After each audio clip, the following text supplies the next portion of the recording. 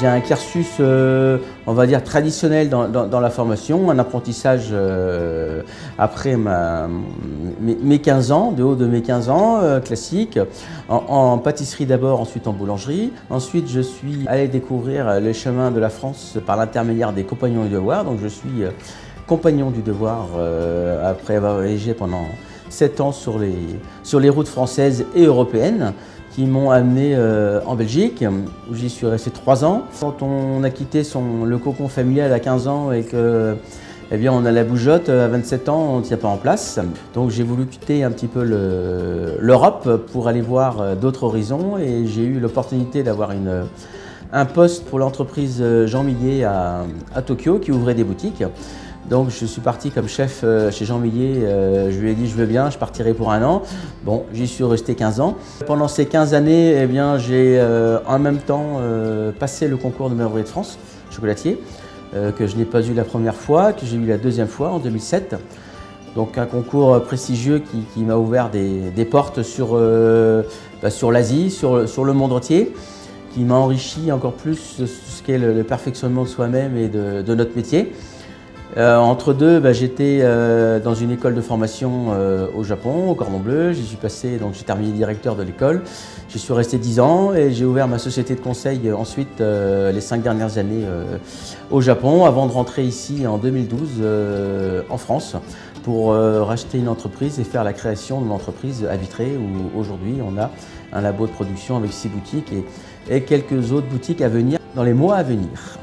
La passion, c'est l'amour de son métier. Ça, je pense que c'est la phrase, on va dire, bateau que tout le monde peut avoir. Mais c'est surtout savoir que c'est un métier qu'on aime, et un métier comme que ce soit pâtissier, chocolatier, il faut savoir accepter de travailler quand les autres s'amusent et de vivre quand les autres travaillent. Cette différence me plaisait toujours, et j'aimais bien travailler la nuit. Des évolutions, il y en a eu.